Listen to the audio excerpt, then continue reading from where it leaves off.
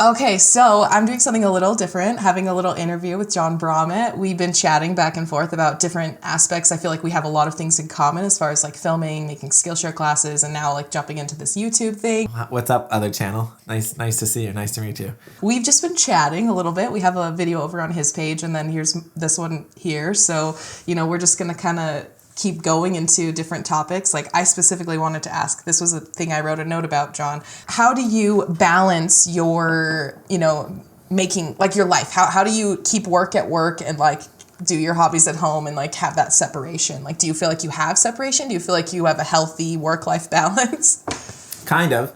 Yeah. So as far as like separation, I think I do a good job. I have a 9-to-5 job and I'm able to go there, and sometimes it's not as creative because sometimes, you're just setting up files for print. And that's actually why I got into doing all this other stuff. I like the consistency, the creative of paycheck, process of it. and I love the guys I work with. That's a huge factor. Yeah. So but the thing that works really well for me in that job, in that part of my life, is that a lot of the times I don't get to be as creative as I want to be. And that just gives me super motivation when I get home to do the stuff that I can at work. So that's when I'm drawing skulls and I like doing the things that I can't do. I'd say one separation I have that's hard with me is more of on a friend level, I think. Like if somebody wants to do something with me that isn't as high a priority, it's hard. And family stuff, God, I find that stuff torturous. Cause well, then you feel guilt too, because you're just I love my family, I want to spend time with my family, but I also have such limited time, and I don't know, you want to make it worth it, and you want to just I said before, I think I might have an attention deficit issue where I have to be kind of entertained, and I know that millennials get this issue of that, but it's true. It's I need to be personally, for me to be happy, I need to either be doing exercise, because that's an important thing, like the biking, like I talked about. I need to be creating something, whether it's artwork or video content or just something where, I don't know, I'm making something. I really like making stuff. I've got some wood furniture stuff, little benches and stuff. I've done a little bit of that. I've tried carving. I've tried a lot of block printing. I've tried a lot of hands-on. I just love making stuff.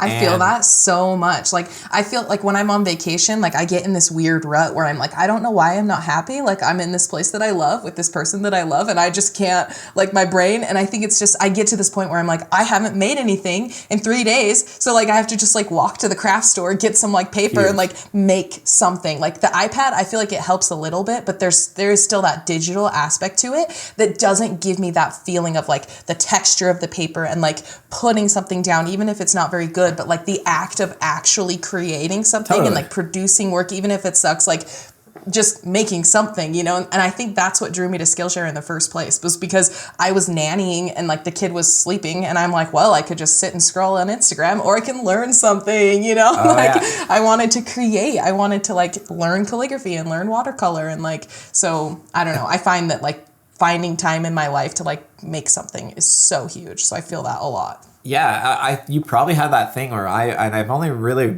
I'm not I don't spend a lot of time internalizing stuff. I'm just going. I do want to be as a person always growing and getting better. But I found that anytime if I spend a lot of time analyzing my every move, I kind of get depressed and stuff. So I'm more I just want to keep forward progress, right? I like that. And I think you're probably like me, where I've learned that, and I didn't know this for a lot of my life, and I love learning. I have a weird, I really like learning new things. And when I say that, it has to be something I'm interested in. So if you're trying to teach me science or something that doesn't interest me, school, I hated school. I was actually, I did okay in school. I forced myself to, but I hated it. I hated most of the stuff. I have a terrible memory, so I haven't retained half the history lessons that I was taught. And math and certain things like that. But I've learned as an adult, either, I said, I got to be exercising, I got to be creating, and creating is hand in hand with learning. But I love watching videos where I'm learning stuff, and absolutely. And my friends have always hassled me, and it's a true thing. I swear to God, I'm horrible for it. I have a list of hobbies that I pick up and put down. And I'm really bad for it. Like I said, I go in and out of these phases. Things. Yeah. And I get obsessed with stuff. If I pick up something interesting that I think's fun, I'm I will learn everything that like a 90-year-old that spent their whole lives doing it. I'll learn everything they have done in like a month if I can. And then usually by the time that I've finished, I've realized like, I think that's the catalyst. People go, how is it you were so interested in this before and now you've like lost interest? And I'm like, damn man, I don't know. Like I lost interest, but I've learned that I think the reason why is I get really into something and I want to learn everything I can learn. And when I hit that point of like, I've kind of have learned as much as I can about this thing, I find it drops on my priority list. Like I don't care as much about it.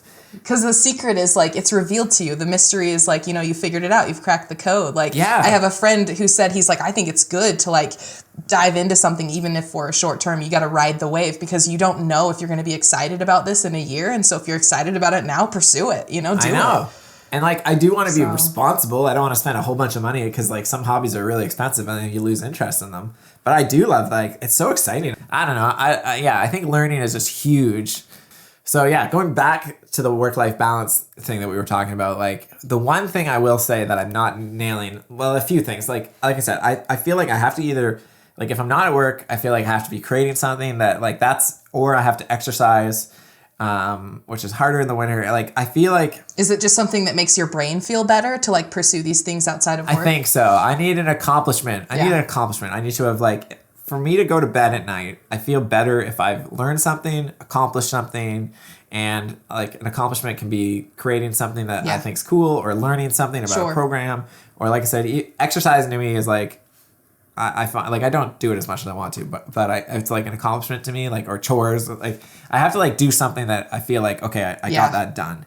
And I will give huge credit to my wife that she kind of lets me do this stuff, and I do not spend as much time with my wife as I should. Like not like that's one thing I think that, and same with friends. Like I go biking with friends, but like other friends have like fallen a little bit by the wayside because I'm so focused.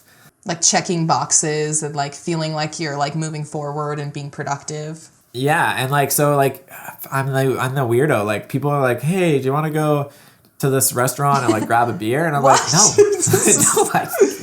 I know. I think I'm super weird like that. I really like when they say that, like, do you want to go do this casual like hangout thing? Like most of the time, like I don't want to do it. Like I will do it, and especially like with my wife because like date if we have night, but like most of the time, like I just don't. I don't.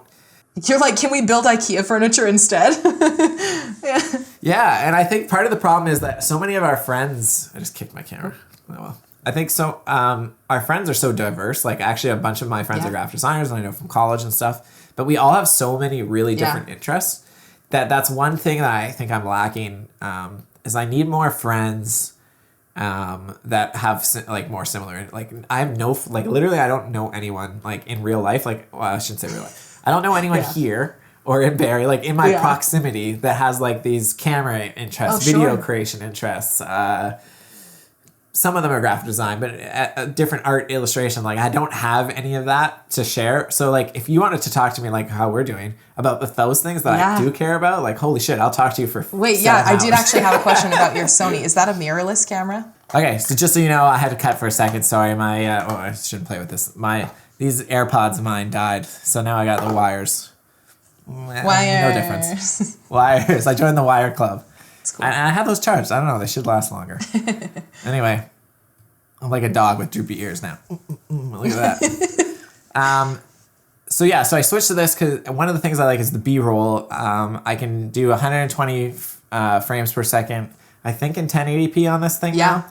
And on the Canon, I could be getting this wrong, but I think I could only do 60 frames a second in 720. Okay. Something like that. So it was a big drop in quality. So if I wanted to do B-roll, I'm recording in 1080 and all of a sudden I'm dropping to 720, which it can be jarring if you notice. It can be. Like some people, I actually watched a video by Maddie Hajpova, I don't know how to pronounce the last name, on YouTube, and he showed this thing where he went 4K, 1080, 720, and like to his credit, you almost couldn't, like you barely could even tell the difference in most of them. Really? But for me, I found that it was noticeable. Like it was a noticeable drop, and I wanted to get more into cameras. Yeah. And this thing has this like crazy good auto tracking where it's like tracking your head. It tracks your eyes and stuff. Mine does that too. It's so nice. Isn't it awesome? Yeah, it's amazing. But now that I've learned how to use it, I use manual focus more often because I still found that once in a while I was out of focus. And because I'm talking to the camera like this and I'm not panning, like if I was vlogging, totally autofocus. But Yeah. when I'm standing still or sitting still, and even if I'm moving like this, my head should mostly be in focus. Yeah. And I use this focus peaking thing. I do love that. That's really cool. Where like, so it was hard to tell sometimes when I'm back here, like, am I in focus? Because Yeah. this little screen that's all the way over here. So I have this focus peaking turned on where it literally highlights stuff red. I wish I had a mirror. I don't know if you can. I know, I thought the same thing. I was like, if I could show you what I see. You'll have to put it that sucks. towards your computer. One second. Okay. Oh, you're getting a mirror. Okay. I was just seeing if that was reflective enough, but I don't think it is. That's not bad. So mind the... Okay, hey, look. It's Tabitha. Is it me? Anyway, so as you can see here, I don't know if you can see. See, so here it's showing like red. I see all these like weird red things. And that means anything that's red is in focus. Anyways, That's you'll see so it in this cool, video. though. But anything that's in focus is like bright red. Yeah. So most of the time when I'm looking at it, it's like the beard, tip of my hair, and my eyes are like... so I know that those are in focus. I love that. Which is super useful. Like, yeah. Do you have that? Do you know? No. So, well, actually, my camera doesn't have like the flip around screen. I can like rotate it a little bit, but it doesn't like, I can't see what I'm recording right now. I just have to hope it's good. You know what I mean? What camera is it? What are you using? So I have the Nikon Mirrorless. It's a Z6. And I looked into that camera. yeah, That's cool. I got it because I already have all these lenses for Nikon and not a lot of people were shooting that camera. So I felt like it would be a cool thing to be like, well, I tried it and here's what it looks like, you know? So whenever I post pictures with that camera, like I make sure to hashtag it because the community is still, I feel like it's much larger now, but when I first got it, you know, it was still kind of growing and people were like not sure if they, and that was the thing for me. Like, is this going to be a downgrade? Am I going to carry this around on my vacations and be like, yeah, it's smaller, but the pictures aren't as good. You know what I mean? But it's like, it's been great because it does do better tracking when I'm doing video. So more often than not, this is my like primary camera, and then I'm shooting with my DSLR, and like, so it just makes things a lot easier for me. And it's like it's so slick. It has a touch screen. Like I feel like I'm like in the new generation of cameras when I use it. But for sure, I think the mirrorless camera, man, I love it. Yeah, it's that little bit smaller. Yeah, I do like this flip screen. That's actually a big reason why I bought this one. Yeah. I switched away from Canon. I'm trying to remember. Oh, Canon at this time, like they're starting to get there, but I was kind of wanted like a little bit more future proof, so I wanted 4K. Yeah. So that like even whether I use it or not, it's like there. Yeah, for sure. And the face tracking and stuff, like Sony seemed to have the edge from all the research I did at that time. Yeah. Even though I had a couple Canon lenses, but unlike you, I'm not a photographer, so I don't have much of that kind of stuff. You have what you need. So that wasn't a big deal for me, right? Yeah. So that's why I went to Sony, because it seems like that this A6400, aside from like their higher end, which are even more expensive, but this seemed like the best, whatever, if you want to call it low range or mid range, because it's still a lot of money. Consumer level or whatever. Yeah, consumer, whatever it is they call it, like, you know, amateur YouTuber type, but this is like that. It seemed like the best for me. Yeah. Based on the fact, like you, that I didn't have lenses or whatever. Yeah. But so far, I love it. I think it's great. I did notice with your camera, because we did some test footage. Of this last weekend. Your color is good. Thanks. So good. I didn't do anything. I just showed up. So. I know. It's on auto. I was trying to like color grade my footage to look as good as hers, and I just couldn't. I couldn't do it, and I don't know. Like, that's not to say that this camera can't do it. It's probably my lack of knowing what I'm doing. And maybe that's the risk of doing this manual stuff that I'm trying to learn, right? Is like manual is like you're asking for trouble if you don't know what you're doing. So I think I know what I'm doing, but there's there's so much stuff that's still to learn. I feel like I'm such a novice with like even Premiere, like I just learned it because I was running into the wall with like iMovie, and so upgrading to Premiere was like, I mean I've been paying for like the Adobe Cloud Suite for years, you know, and I only use like Photoshop and Lightroom, sometimes Illustrator, and so it's like I really love the idea that I'm actually like getting more out of my subscription. And so getting into Premiere was like the biggest, it was such an undertaking. And it was like, I felt like I'm making these classes much slower now because I'm up against my own limitations with the program. But now I feel like I've finally gotten into like a little flow. You know, I know like what shortcuts I can use to like make my life easier. I know how to like manage my files beforehand. And like anytime I have to go back into iMovie, like it won't do 1080. It just like it's like 720 or bust, and I cannot figure out. Way. It's so frustrating. Like it's like to the point where like I'm Googling and people are like, yeah, just pull up like an old project that was 1080 and then wipe the footage and put your new stuff in. That's the only way to get around it. And I'm like, That's why crazy. is this the thing? Like it's so frustrating, and I just don't have that. with Premiere. Yeah, no, I like Premiere. I'm probably going to do more classes on. I did one class recently. Yeah. Especially like... Is it a class where you taught about Premiere or were you... A little, yeah. So I Okay. taught a little bit about Premiere. So what I did, it's super fast motion title animation or something. Okay. And basically like, I like when a little thing comes up. Maybe if I'm not lazy, I'll just put it in here right here. Well, Yeah. Oh, wow, look at some that. animation thing will be here, probably with my name. Yeah. Because that's the one I use the most. And same with... in between, like usually when a new video starts in my Skillshare class, like a new clip or whatever, Yeah. a little text pops up and it says like, you know, whatever that video is about or whatever. Sure. So like a slide or whatever you want to call it. And I learned like some super basic animation stuff. I know a little bit about After Effects. That's what I was using. But what I hated is that in order to, every time I recorded a new class, I'd open up After Effects, you know, and it's like something I never use. And I'd have to type in like, I don't know, whatever, like thank you or wrap up or whatever different title that class video is. And then I have to render it and then save it and then import it into my file and put it into Premiere and drag it into my timeline. I had to do all this stuff for every class and it was driving me nuts. Yeah. And then I learned this thing called Essential Graphics. And so using After Effects, you make the template so your graphic goes whatever, however you designed it. Yeah. Right? And it, like, let's say it just says whatever that video is called. And then you save it as like this thing called a MoGart. It's just some weird file format. And then now from now on, you can kill After Effects, close After Effects, It's done, gone. right? It's dead to you. Yeah. Now in Premiere Pro, using there's an Essential Graphics panel, you drag that in. Like, so every time I have a new video, I drag in this little like template file. Yeah.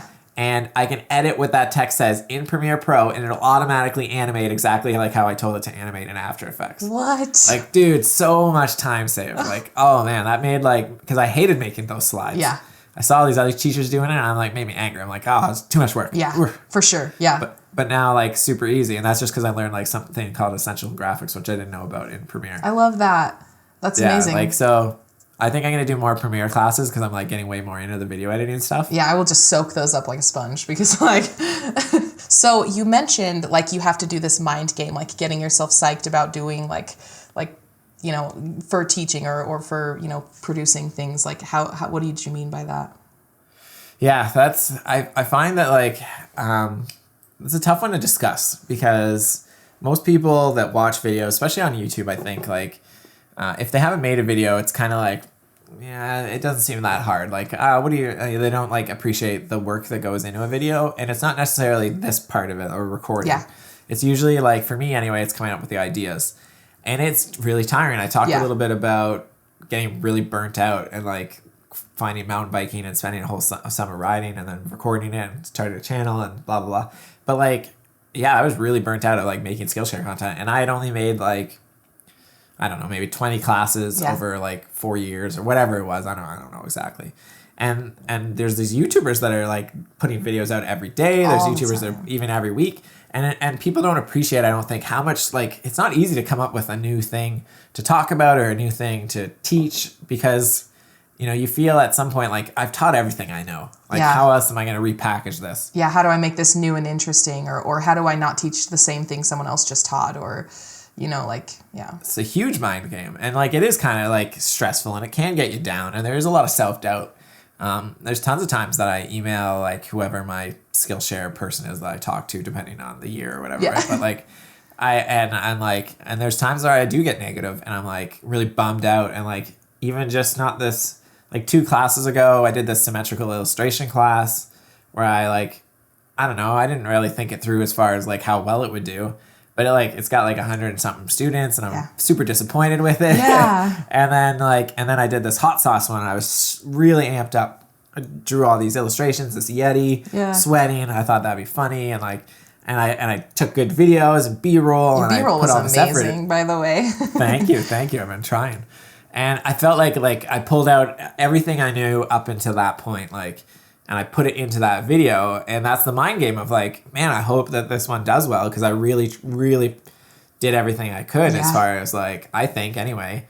And I kind of gave up. I know that other teachers have talked about like, you know, is this going to be, Hayden, for example, has this like chart of like whether it's going to be popular with this or fan favorite or if it's going to be fan favorite. And the chart is amazing. I think that it works really well for some people, but for me, I realized like a year ago when I got really burnt out that like I can't I can't really do classes that way. I can't do a class and worry about who's going to love it or because you have to love it, right? Because if you don't enjoy making it, you're not going to.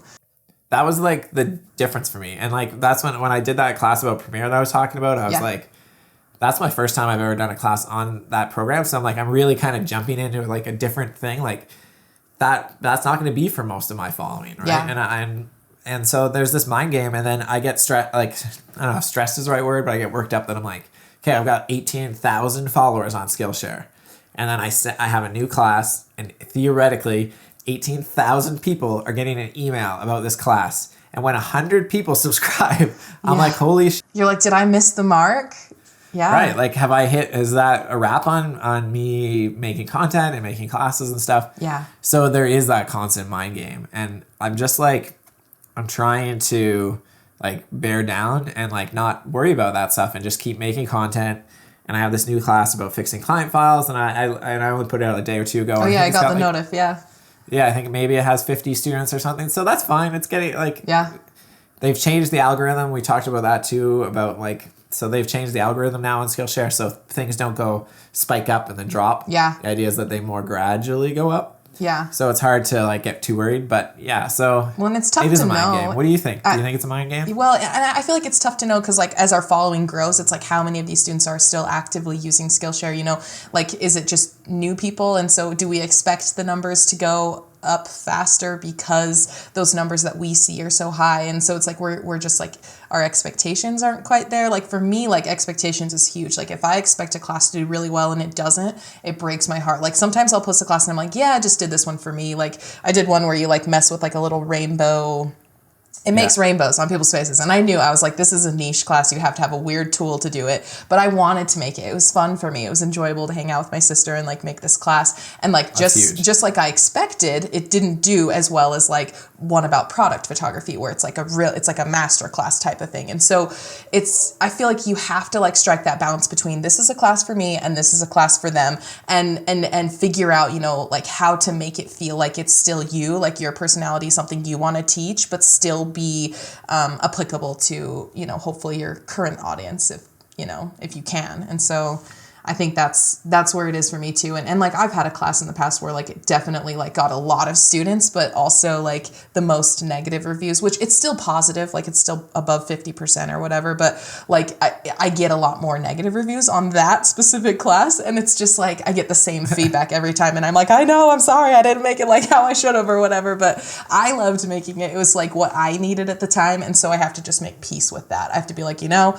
it is what it is. I can just learn from this and keep going and not get discouraged. And I think that's also like going back into the YouTube thing. I was so concerned that I had to have a year's worth of content before I even started.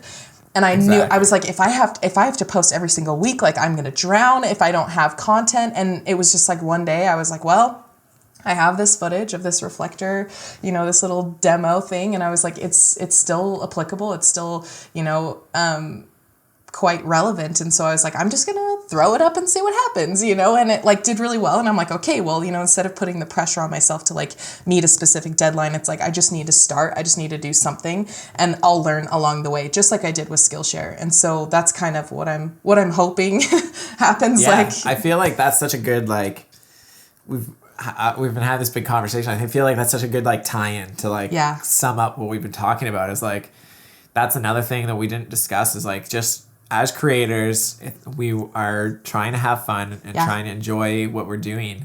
And I think that's another reason why probably both of us are on Skillshare is because it's so free and on YouTube. And Skillshare is great too, because Skillshare doesn't give us, or at topics least I don't think, like they don't really, like they let you do whatever you want. Yeah. Like, you can make a class on whatever you want, do whatever. They'll give you tips if you ask, but they're like super easygoing. Yeah. But YouTube, like even more so, like, because on Skillshare you have to have like at least 10 minutes.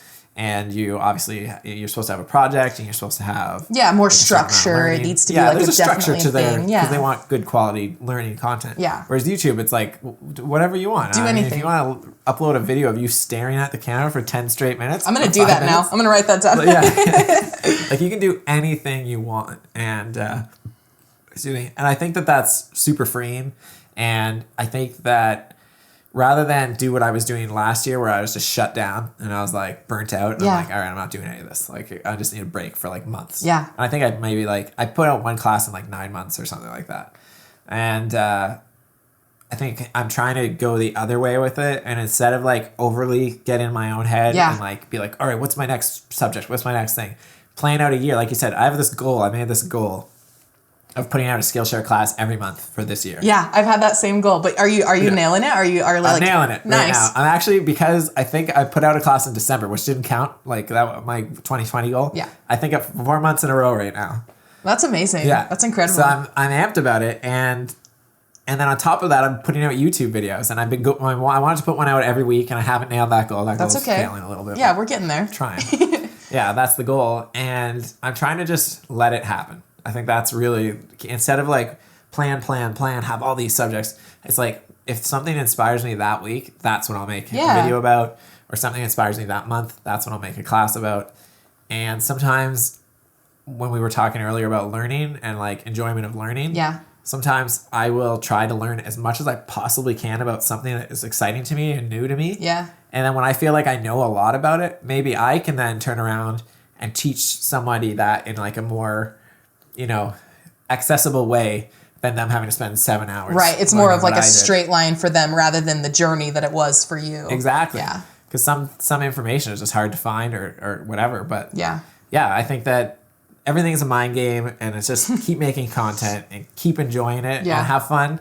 You should spend time with your friends, and your wife definitely spend time with your wife. For sure. Or your partner. Yeah. Make a good balance and like figure out what's good for you. You don't need to like stretch yourself too thin or burn yourself out. I mean, it's clear that like has a lot of long-term effects versus, just being okay with what you can do and not holding yourself to some impossible standard or expectation. It is huge, yeah. And I'm so excited for this year. Like, to think that we're already in March, man. Like, I'm just like, I blinked. I just blinked. I know. I'm just having so much fun, and I'm making content. I realize, like I said earlier, just making stuff makes me happy. And even if YouTube doesn't do well, like right now I've got a few hundred subscribers, and like if I bottom out there or get like one a week, or like it doesn't grow very well, oh well, I was having fun, and like maybe. That's the beauty of the internet. Maybe people will find it later on. And so hopefully, we'll see what keep going with Skillshare. I'm excited to see more of your videos. Yeah, me too. I'm excited to see how this all comes together. And I love that you like wanted to have a chat with me. So yeah, this should be really fun. We're excited for you guys. Hopefully we edited this well and it worked well. This 2 video thing that we were trying to do. We were like, hey, we'll talk for half an hour. I feel like I don't know what time it is, but it's probably been like Don't look at the clock. Hours. Don't. Yeah. So we got lots to edit, and hopefully we can do this again, because I think this was super fun. Yeah, I would love that. I'd love to do, we'll go through all of our hobbies, the ones that we've like picked up and then put down. I'll play the harmonica. Oh, God. I'll be spinning yarn. It'll be fantastic. Oh, man. Yeah, that's a 4-hour conversation just for me, the amount of things I picked up and put down. Yeah. Anyway, thank you so much. This has been awesome. Thank you. I appreciate it. I hope you guys enjoyed this. If you did, like, subscribe, both our channels. Find us on Skillshare on Instagram, all the places on the internet, or just where? How? Tell them how. Go ahead and find us on Instagram. My handle's Tab of the Park. His is Jon Brommet. We're over on Skillshare with the same, Skillshare.com/Tab of the Park and /Jon Brommet. That's where we teach. That's where we live, and now on YouTube too. So just make this a whole thing.